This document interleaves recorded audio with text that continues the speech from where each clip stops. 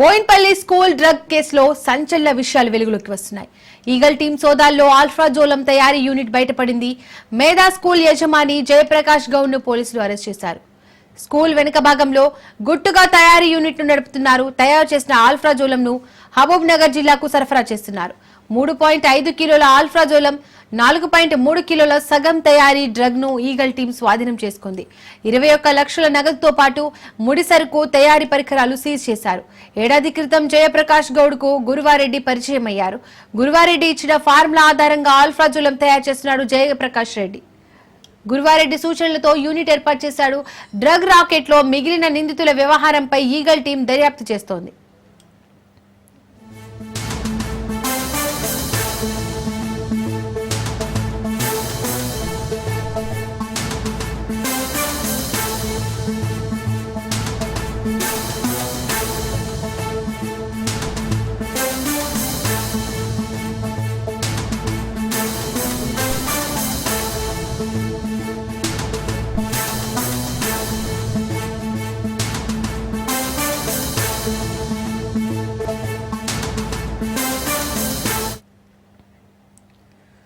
Boinpally school drug కేసులో సంచలన విషయాలు వెలుగులోకి వస్తున్నాయి. ఈగల్ టీం సోదాల్లో ఆల్ఫ్రాజోలం తయారీ యూనిట్ బయటపడింది.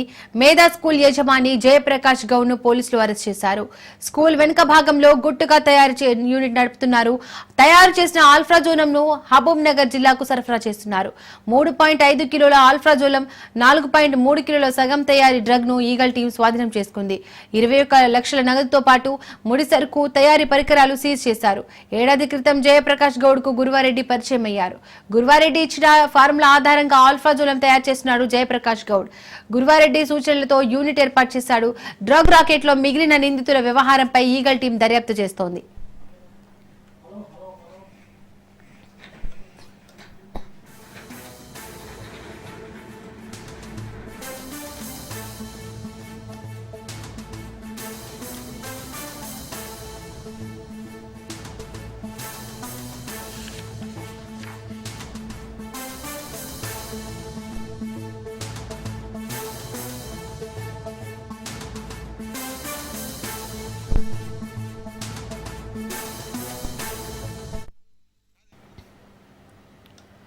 బోయిన్పల్లి స్కూల్ డ్రగ్ కేసులో సంచలన విషయాలు వెలుగులోకి వస్తున్నాయి. ఈగల్ టీం సోదాల్లో ఆల్ఫ్రాజోలం తయారీ యూనిట్ బయటపడింది. మేధా స్కూల్ యజమాని జయప్రకాష్ గౌడ్ ను పోలీసులు అరెస్ట్ చేశారు. స్కూల్ వెనుక భాగంలో గుట్టుగా తయారీ యూనిట్ ను నడుపుతున్నారు. తయారు చేసిన ఆల్ఫ్రాజోలం ను మహబూబ్ నగర్ జిల్లాకు సరఫరా చేస్తున్నారు. 3.5 కిలోల ఆల్ఫ్రాజోలం, 4.3 కిలోల సగం తయారీ డ్రగ్ ను ఈగల్ టీం స్వాధీనం చేసుకుంది. 21 లక్షల నగదుతో పాటు ముడి సరుకు, తయారీ పరికరాలు సీజ్ చేశారు. ఏడాది క్రితం జయప్రకాష్ గౌడ్ కు గురువారెడ్డి పరిచయం అయ్యారు. గురువారెడ్డి ఇచ్చిన ఫార్ములా ఆధారంగా ఆల్ఫ్రాజోలం తయారు చేస్తున్నారు జయప్రకాష్ గౌడ్. గురువారెడ్డి సూచనలతో యూనిట్ ఏర్పాటు చేశాడు. డ్రగ్ రాకెట్ లో మిగిలిన నిందితుల వ్యవహారంపై ఈగల్ టీం దర్యాప్తు చేస్తోంది.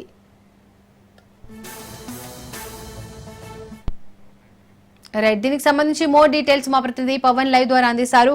పవన్, బోయిన్పల్లి స్కూల్లో డ్రగ్స్ తయారీ ఎన్ని రోజులుగా కొనసాగుతోంది? దీనికి సంబంధించిన డీటెయిల్స్ ఏంటి?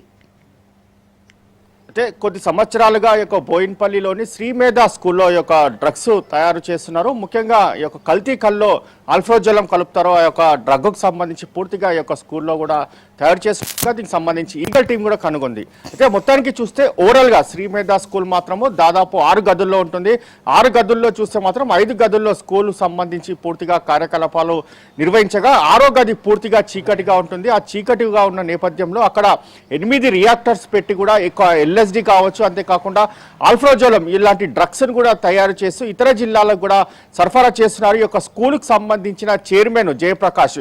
అంతేకాకుండా ఈ స్కూల్కి సంబంధించిన ప్రిన్సిపల్ గా ఉన్న మురళి కావచ్చు, అంతేకాకుండా ట్రావెల్స్ ఏజెంట్ గా ఉన్న ఉదయ్, వీళ్ళు ముగ్గురిని కూడా పోలీసులు అరెస్ట్ కూడా చేశారు. అరెస్ట్ చేసి వారి వద్ద నుంచి ఉన్న ఈ యొక్క 20 లక్షల విలువైన ఈ యొక్క డ్రగ్కు సంబంధించిన ముడి పదార్థాలతో పాటు కొంత నగదును కూడా స్వాధీనం చేసుకున్నారు. అయితే ఇదంతా కూడా దీనికి సంబంధించి జయప్రకాష్ కి గతంలో ఒక గురువారెడ్డి అనే ఒక వ్యక్తి పరిచయమైన నేపథ్యంలో అతను ఈజీగా మనీ సంపాదించాలంటే ఈ యొక్క ఆల్ఫ్రాజోలం తయారు చేసే ఈ యొక్క డబ్బును సంపాదించవచ్చు అనేది మాత్రము ప్రధానంగా అతనికి చెప్పడంతో ఈ యొక్క యూనిట్ ని మొత్తము దాదాపు 8 రియాక్టర్స్ కూడా ఏర్పాటు చేసి యొక్క డ్రగ్స్ కూడా తయారు చేస్తున్నారు. అయితే ఈ యొక్క విషయం తెలుసుకున్న ఈగల్ టీం మాత్రం ఒక్కసారిగా రైడ్స్ కూడా నిర్వహించారు. రైడ్స్ నిర్వహిస్తే ఇందులో పూర్తిగా దీనికి సంబంధించి అన్ని విషయాలు కూడా వెలుగులోకి వచ్చాయి. అయితే ఈ యొక్క స్కూల్లో చదువుతున్న విద్యార్థులు కావచ్చు, అంతేకాకుండా ఇటు తల్లిదండ్రులు ఒక్కసారిగా అవాక్కైన పరిస్థితి కూడా చూస్తున్నాము. ఎందుకంటే ఇలాంటి యొక్క స్కూల్లో మంచి పాఠాలు చెప్పాల్సిన యొక్క ప్రిన్సిపల్ కావచ్చు, ఉపాధ్యాయులు ఇలాంటి యొక్క కార్యకలాపాలకు పాల్పడడం పట్ల దీనికి సంబంధించి పూర్తిగా తల్లిదండ్రులు కూడా మండిపడుతున్న పరిస్థితి కూడా చూస్తున్నాము. ఎందుకంటే ఇది నగర శివార్లతో పాటు ఊర్లో ఈ యొక్క ఆల్ఫ్రోజోలం కూడా తయారు చేస్తుంటారు. అలాంటిది హైదరాబాదు బోయిన్పల్లిలోని నడిబొడ్డున ఈ యొక్క స్కూల్లో ఇలాంటి యొక్క ఆల్ఫ్రోజోలం తయారు చేస్తున్నారంటే హైదరాబాద్లో డ్రగ్కు సంబంధించి పూర్తిగా పెట్టరేగిపోతుందని మాత్రము చాలా ఖచ్చితంగా అర్థమవుతుంది. అయితే ఇప్పటికే ఈ యొక్క స్కూల్ చైర్మన్ తో పాటు ప్రిన్సిపల్ కావచ్చు, ట్రావెల్స్ ఏజెంట్ ఉదయ్ని యొక్క ముగ్గురిని కూడా దీనికి సంబంధించి రిమాండ్ కూడా తరలించారు. దాని తర్వాత పోలీసులు కస్టడీ కూడా తీసుకుంటారు. కస్టడీ తీసుకున్న దాని తర్వాత ముఖ్యంగా వారిని విచారణ కొనసాగిస్తారు. అయితే ఈ యొక్క ఆల్ఫ్రోజోలం ఎక్కడెక్కడికి సరఫరా చేస్తారు, ఈ యొక్క జిల్లాలకు సంబంధించి కావచ్చు, ఆ కళ్ళు కాంపౌండ్లకు సంబంధించి కావచ్చు, ఎక్కడెక్కడ ఇప్పటివరకు ఎంత పెద్ద మొత్తంలో కొనుగోలు చేశారు దానిపైన కూడా పూర్తిగా ఈ యొక్క కస్టడీలో విచారణ కొనసాగించే అవకాశం ఉంటుంది. దీని వెనుక ఇంకా ఎవరైతే ఉన్నారో వారిని కూడా అరెస్టు చేస్తామని చెప్పి ప్రధానంగా ఇటు పోలీసులు కూడా చెప్తున్న పరిస్థితి కనిపిస్తుంది. ఓవరాల్ గా చూస్తే శ్రీమేధ స్కూల్ కు సంబంధించి ఇక డ్రగ్స్ తయారు చేసిన ఒక విషయం తెలియడంతో అంతా కూడా చుట్టుపక్కల వారంతా కూడా ఒక్కసారిగా షాక్ కు గురైన పరిస్థితి కూడా కనిపిస్తుంది. ఎందుకంటే జయప్రకాష్ సంబంధించి పూర్తిగా తను సమాజంలో ఒక పలుకుబడి వ్యక్తిగా చలామణి అవుతున్నాడు. అంతేకాకుండా అందరికీ మంచి నీతి పాఠాలు చెప్పే యొక్క జయప్రకాష్ ఇలాంటి యొక్క డ్రగ్ కు సంబంధించిన కార్యకలాపాలు పాల్గొనడం అంటే తాము ఊహించలేమి యొక్క పరిణామంగా దీనికి సంబంధించి ఒక చుట్టుపక్కల వారు కూడా చెప్తున్న పరిస్థితి కూడా కనిపిస్తుంది. ఓవరాల్ గా చూస్తే దీనిపైన ఇంకా పోలీసులు ఇన్వెస్టిగేషన్ కూడా చేస్తున్నారు. ఇన్వెస్టిగేషన్ చేసి దీనికి సంబంధించి ఇప్పటికే 8 రియాక్టర్లతో పాటు యొక్క రూమ్ను కూడా సీజ్ చేశారు. అంతేకాకుండా తల్లిదండ్రులు యొక్క స్కూల్కి పంపించిన నేపథ్యంలో ఆ స్కూల్లో ఏం జరుగుతుంది, ఆ చుట్టుపక్కల ప్రాంతాల్లో ఏం జరుగుతుంది అనేది మాత్రము ఎప్పటికప్పుడు కంట పెట్టి చూడాల్సిన పరిస్థితి కూడా ఉంది. ఎందుకంటే ఇలాంటి శ్రీమేధ స్కూల్లోని యొక్క డ్రగ్స్ తయారు చేస్తున్నారంటే ఇంకా ఇలాంటి సంబంధించిన ఘటనలు ఇంకా ఎక్కడెక్కడ ఉన్నాయని దానిపైన కూడా పోలీసులు ఆరా తీస్తున్నారు. Right Pawan, thank you.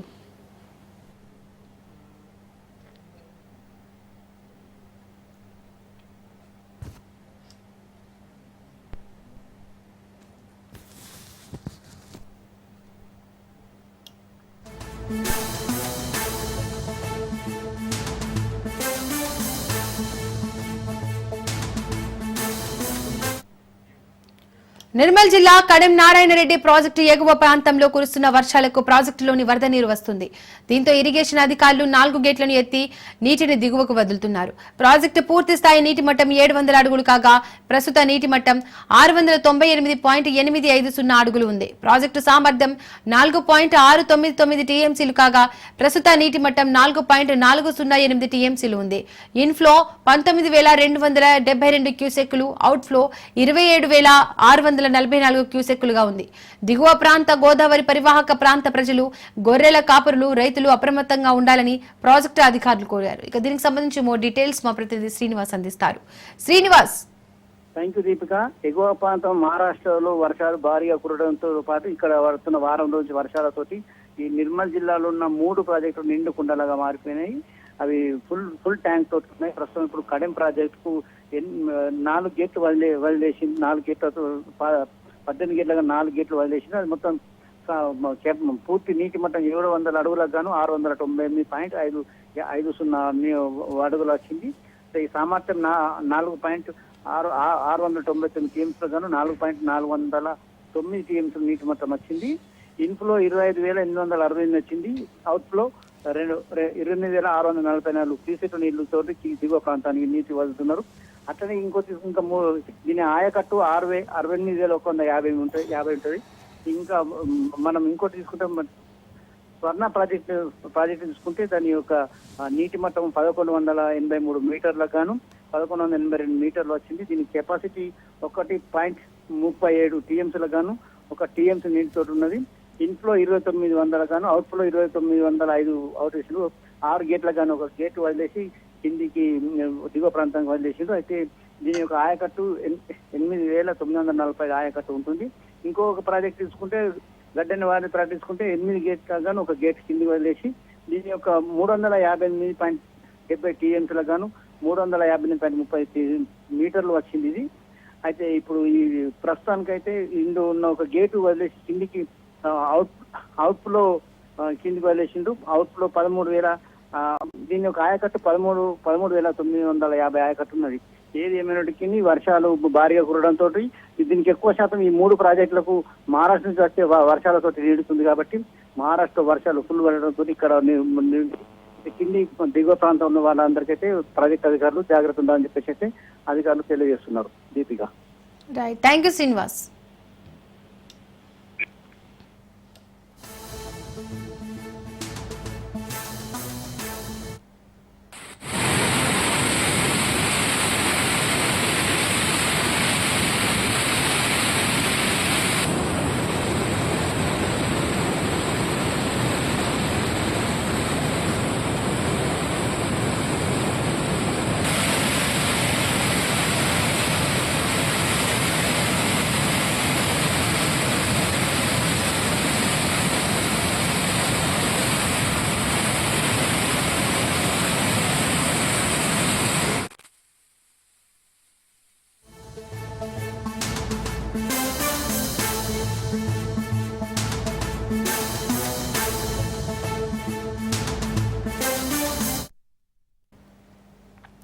బంగాళాఖాతంలో అల్పపీడనం కొనసాగుతోంది. అల్పపీడనం కారణంగా ఏపీలో భారీ వర్షాలు కురుస్తున్నాయి. తూర్పు గోదావరి, పశ్చిమ గోదావరి, ఏలూరు జిల్లాలో భారీ వర్షాలు పడే అవకాశం ఉందని వాతావరణ శాఖ తెలిపింది.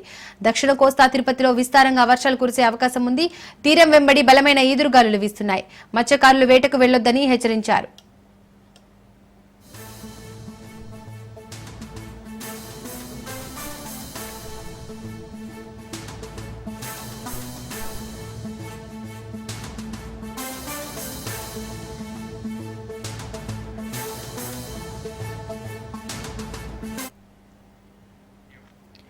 బంగాళాఖాతంలో అల్పపీడనం కొనసాగుతోంది. అల్పపీడనం కారణంగా ఏపీలో భారీ వర్షాలు కురుస్తున్నాయి.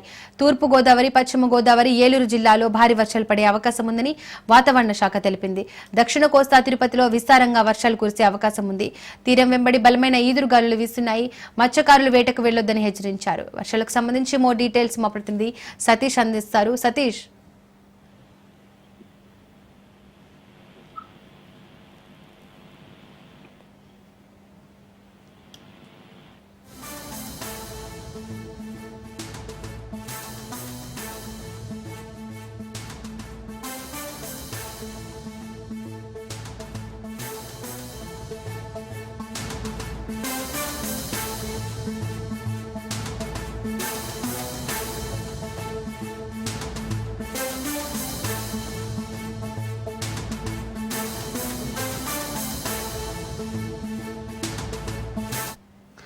బంగాళాఖాతంలో అల్పపీడనం కొనసాగుతోంది. అల్పపీడనం కారణంగా ఏపీలో భారీ వర్షాలు కురుస్తున్నాయి. తూర్పు గోదావరి, పశ్చిమ గోదావరి, ఏలూరు జిల్లాలో భారీ వర్షాలు పడే అవకాశం ఉందని వాతావరణ శాఖ తెలిపింది. దక్షిణ కోస్తా, తిరుపతిలో విస్తారంగా వర్షాలు కురిసే అవకాశం ఉంది. తీరం వెంబడి బలమైన ఈదురుగాలులు వీస్తున్నాయి. మత్స్యకారులు వేటకు వెళ్లొద్దని హెచ్చరించారు. దీనికి సంబంధించి మోర్ డీటెయిల్స్ మా ప్రతినిధి సతీష్ అందిస్తారు. సతీష్. దీపిక, బంగాళాఖాతంలో అల్పపీడన కారణంగా ఏపీలో భారీ వర్షాలు అయితే ఇక్కడ కురుస్తుందని చెప్పవచ్చు. తూర్పు గోదావరి, పశ్చిమ గోదావరి జిల్లాలో, ఏలూరు జిల్లా కూడా భారీ వర్షం చూసినట్టు ఉంది. కాకపోతే ఇక్కడ దీనికి సంబంధించి అంటే పోలవరం నియోజకవర్గంలో మన్యం ప్రాంతంలో శనివారం నుంచి భారీ వర్షాలు ఎక్కువగా కురుస్తున్నాయి. బొట్టాయిగూడెం, పోలవరం, జీలుగుమిల్లి, కుక్కునూరు, ఏలేరుపాడు మండలాల్లో అయితే ఎడతెరిపి లేకుండా వర్షాలు అయితే కుండపోత వర్షంగా ఈ వర్షాలకి ఇక్కడ పలు చోట్ల కూడా గండులు బట్టి వాగులు కూడా ఎక్కువగా ప్రవహిస్తున్నాయి. రెడ్డి గణపవరం వద్ద జిల్లేరు వాగులో, బూరుగువల్లి వద్ద లోతు వాగులు రహదారులపై నుండి ఉధృతంగా పొంగి ప్రవహించడం జరుగుతుంది. రాకపోకలు అయితే స్తంభించాయి. నాగులగూడెం, అంతర్వేదిగూడెం మార్గంలో అయితే వర్షపు నీటి రోడ్డుపై పొడవున ప్రవహించడంతో అటు అడవిలో ఉన్న గుబ్బల మంగమ్మ గుడికి అయితే అక్కడ భక్తులను కూడా ఎవరు రాకోకుండా ఇక్కడ చెప్పడం జరిగింది. గుడికి వెళ్లే మార్గం పలు చోట్ల ఎర్రవాగులు ఉధృతంగా ప్రవహిస్తున్నాయి.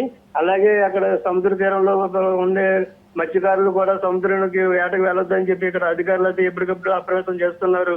Deepika. Right Satish, thank you.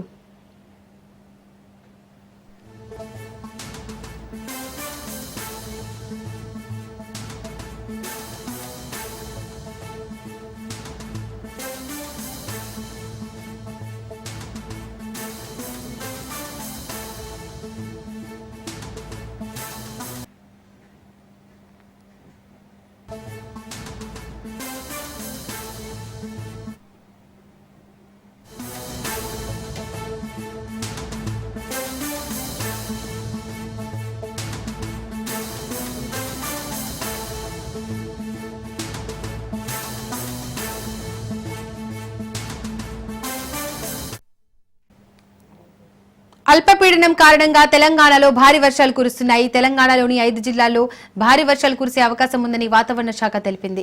Sircilla, Karimnagar, Mulugu, Kothagudem, Kamareddy జిల్లాల్లో భారీ నుండి అతి భారీ వర్షాలు కురుస్తాయని, ఇతర అన్ని జిల్లాల్లో మోస్తారు వర్షాలు కురిసే అవకాశం ఉందని వెల్లడించింది. గంటకు 30 నుండి 40 కిలోమీటర్ల వేగంతో ఈదురుగాలులు వీయనున్నాయి. తెలంగాణలో వర్షానికి సంబంధించి మోర్ డీటెయిల్స్ మా ప్రతినిధి చంద్రశేఖర్ అందిస్తారు. చంద్రశేఖర్.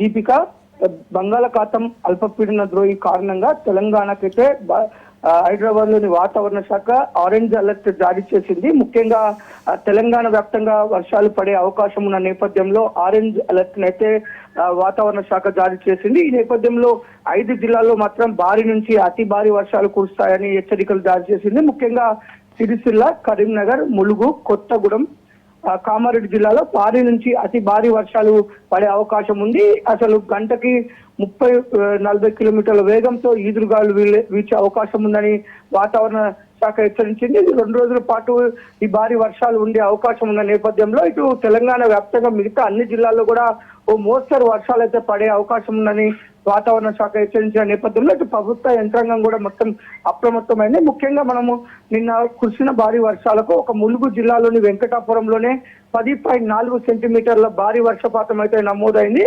అంతేకాదు ఇటు రాత్రి హైదరాబాద్ మహానగరంలో కూడా భారీగా వర్షం పడటంతో అనేక ప్రాంతాలలో వర్షం భారీగా నమోదవడంతో ఇటు రహదారులు మొత్తం కూడా జలాశయాలను తలపించాయి. ఇటు ట్రాఫిక్ కూడా గంటల కొద్ది కిలోమీటర్ల పొడుగున ట్రాఫిక్ అంతరాయం కూడా ఏర్పడింది. నెమ్మదిగా ట్రాఫిక్ ఉండడంతో కిలోమీటర్ల కొద్ది వాహనాలు రోడ్డు పైనే బైఠాయించాయని చెప్పుకోవచ్చు. ఈ నేపథ్యంలో ఈ రోజు కురిసే భారీ వర్షాల నేపథ్యంలో ఇటు వాతావరణ శాఖ హెచ్చరికల నేపథ్యంలో ప్రభుత్వ యంత్రాంగం, అన్ని జిల్లా కలెక్టర్లు, పోలీసులు కూడా మొత్తం అప్రమత్తమయ్యారు.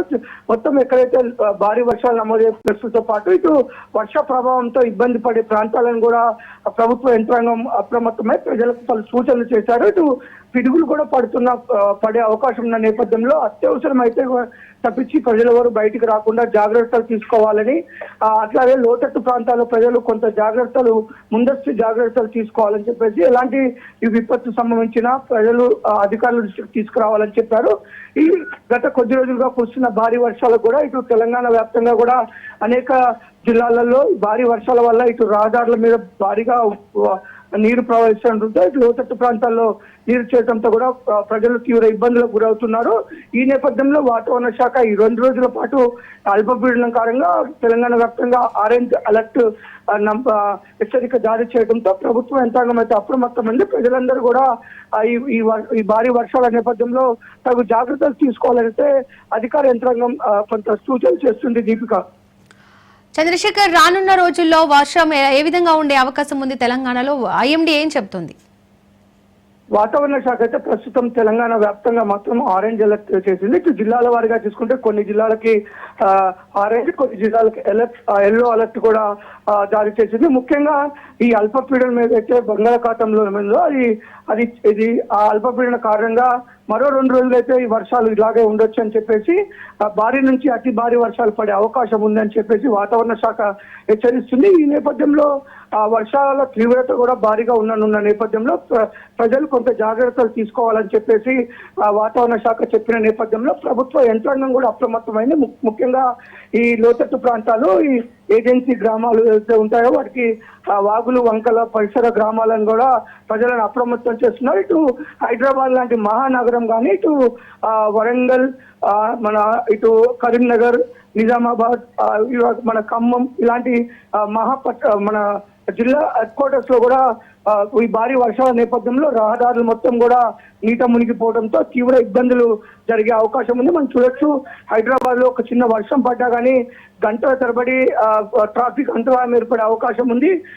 దానివల్ల ప్రజలు తీవ్ర ఇబ్బందులు పడే అవకాశం ఉంది. అంతేకాదు ఇటు భారీగా వరద నీరు రోడ్లపైన ప్రవహించడం వల్ల ఈ మ్యాన్ హోల్స్ వల్ల కూడా కొంత ప్రమాదం తలెత్తే అవకాశం ఉంది. ఇటు సైడ్ డ్రైనేజ్ నుంచి కూడా వాటర్ పొంగొచ్చి మొత్తం ప్రవహించడంలో కొంత డ్రైనేజ్ లో కూడా పడిపోయే ప్రమాదం ఉంది. కాబట్టి ప్రజలందరూ కూడా అప్రమత్తం ఉండాలి. ఈ భారీ వర్షాల నేపథ్యంలో రాష్ట్ర వ్యాప్తంగా కూడా ఆరెంజ్ అలర్ట్ ప్రకటించిన నేపథ్యంలో తిరిగి మళ్ళీ 30 నుంచి 40 కిలోమీటర్ల వేగంతో గాలులు వీచి ఉరుములతో కూడిన వర్షాలు పడే అవకాశం ఉన్న నేపథ్యంలో ప్రజలంటే అప్రమత్తంగా ఉండాలని, అందుకు అధికార యంత్రాంగం కూడా సంసిద్ధంగా ఉండే విధంగా అయితే మొత్తం కూడా అలర్ట్ చేశారు. ముఖ్యంగా ఈ ఎన్డీఆర్ఎఫ్ సిబ్బంది, ఎస్డీఆర్ఎఫ్ సిబ్బందిని కూడా ఇటు అనేక వాగులు వంకలంపడి అత్యవసర సహాయ సహకారం అందించేందుకైతే సిద్ధం చేశారు. ఇటు పోలీసులు కూడా నిత్యం ప్రజలకు అందుబాటులో ఉంటున్నారు. ఇటు మంత్రులు, ఎమ్మెల్యేలు కూడా ఇటు లోతట్టు ప్రాంతాల్లో పర్యటించి ఎక్కడ కూడా అధికారులని అప్రమత్తం చేస్తూ ముందుకు వెళ్తున్న పరిస్థితి. ప్రజలకు ఎలాంటి ఇబ్బంది కలగకుండా భారీ వర్షాల నేపథ్యంలో ప్రజలకు ఎలాంటి ఇబ్బంది కానీ ప్రాణ నష్టం, ఆస్తి నష్టం ఉండేందుకు ఇటు వాతావరణ శాఖ హెచ్చరించిన నేపథ్యంలో అయితే ప్రభుత్వం యంత్రాంగం రాష్ట్ర వ్యాప్తంగా అలర్ట్ అయిందని చెప్పుకోవచ్చు. Deepika. Right Chandrasekhar, thank you.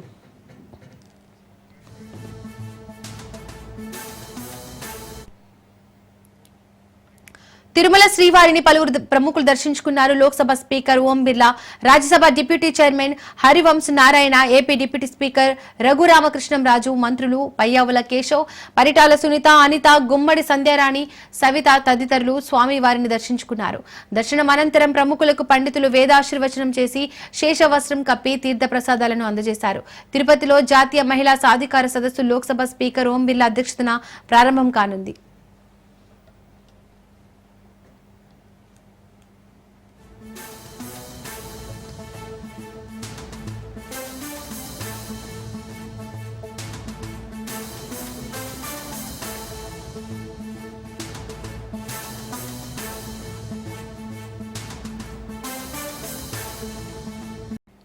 తెలంగాణకు చెందాల్సిన నీటి వాటాలో చుక్క నీటిని కూడా వదులుకునేది లేదని సీఎం రేవంత్ రెడ్డి స్పష్టం చేశారు.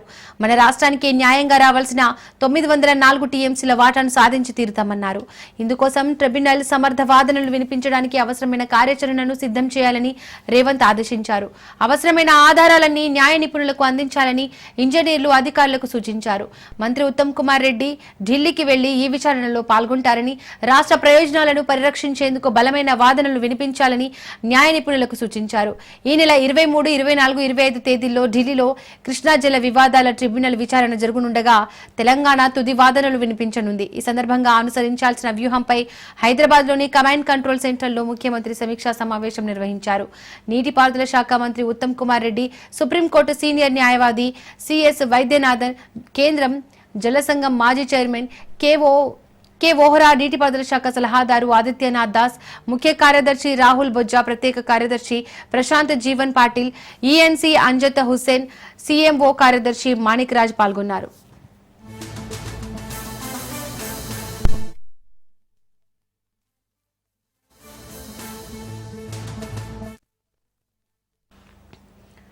కృష్ణా జలాల్లో తెలంగాణకు ఇంతకాలం జరిగిన అన్యాయానికి అడ్డుకట్ట వేయాలని సీఎం రేవంత్ అన్నారు. రాష్ట్ర సాగునీటి అవసరాలతో పాటు మెట్ట కరువు ప్రాంతాలైన ఉమ్మడి మహబూబ్ నగర్, రంగారెడ్డి, నల్గొండ జిల్లాలకు కృష్ణా జలాలు తప్ప వేరే గత్యంతరం లేదనే విషయాన్ని ట్రిబ్యునల్ దృష్టికి బలంగా తీసుకెళ్లాలన్నారు. నదీ జలాల వాటాల పంపిణీ సహజ న్యాయ సూత్రాల ప్రకారం కొత్తగా ఏర్పడిన తెలంగాణకు కృష్ణాలో 904 టీఎంసీల నీళ్లు రావాల్సి ఉందన్నారు. అందుకనుగుణంగా వాదనలు సిద్ధం చేయాలని ఆదేశించారు. ఉమ్మడి రాష్ట్రం నుండి అప్పటి వరకు కృష్ణాపై ఉన్న ప్రాజెక్టులు నిర్మించతలపెట్టిన అసంపూర్తిగా ఉన్న నిర్లక్ష్యంగా వదిలేసిన ప్రాజెక్టుల వివరాలన్నీ ట్రిబ్యునల్ ముందుంచాలన్నారు. 10 ఏళ్ల పాటు అధికారంలో ఉన్న కేసీఆర్ ప్రభుత్వం కృష్ణా జలాల్లో రావాల్సిన న్యాయమైన వాటాలను సాధించకపోగా ఏపీకి 512 టీఎంసీలను కట్టబెట్టి 299 టీఎంసీల వాటాను ఒప్పుకొని తెలంగాణకు తీరని అన్యాయం చేసిందన్నారు.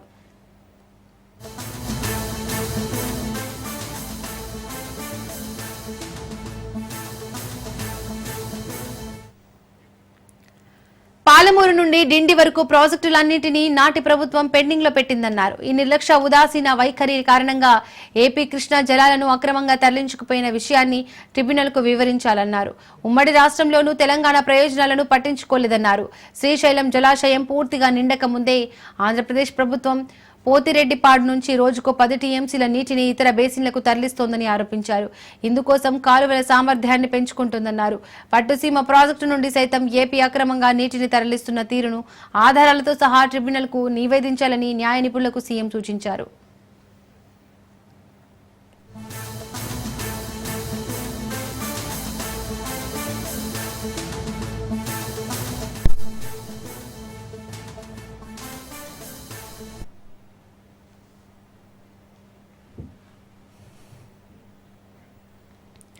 దుబాయ్ వేదికగా రసవత్తర పోరుకు రంగం సిద్ధమైంది. ఆసియా కప్ లో భాగంగా ఇవాళ భారత్ పాక్ జట్లు తలపడనున్నాయి. ఈ మ్యాచ్ కోసం రెండు దేశాల అభిమానులే కాకుండా ప్రపంచవ్యాప్తంగా ఉన్న క్రికెట్ అభిమానులు ఆసక్తిగా ఎదురుచూస్తున్నారు. ఇవాళ రాత్రి 8 గంటలకు మ్యాచ్ ప్రారంభం కానుంది. సూర్యకుమార్ యాదవ్ నాయకత్వంలో భారత్ బరిలోకి దిగనుండగా సల్మాన్ అలీ అఘా కెప్టెన్సీలో పాక్ ఆడనుంది. ఇరు జట్లు కూడా తమ తొలి మ్యాచ్ల్లో పసికూరలపై ఘన విజయాలను సాధించాయి. నేటి మ్యాచ్లో విజయం సాధించి సూపర్ 4 కి చేరువ కావాలని ఇరు జట్లు పట్టుదలతో ఉన్నాయి.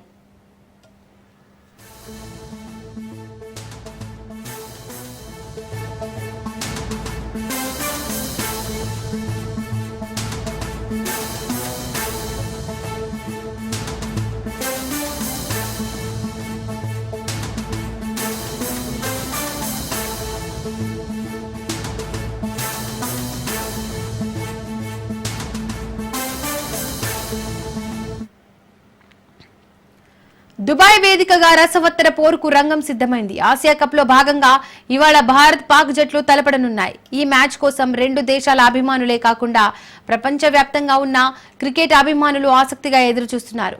ఇవాళ రాత్రి 8 గంటలకు మ్యాచ్ ప్రారంభం కానుంది. సూర్యకుమార్ యాదవ్ నాయకత్వంలో భారత్ బరిలోకి దిగనుండగా సల్మాన్ అలీ అఘా కెప్టెన్సీలో పాక్ ఆడనుంది. ఇరు జట్లు కూడా తమ తొలి మ్యాచ్ల్లో పసికూనలపై ఘన విజయాలను సాధించాయి. నేటి మ్యాచ్లో విజయం సాధించి సూపర్ 4 కి చేరువ కావాలని ఇరు జట్లు పట్టుదలతో ఉన్నాయి.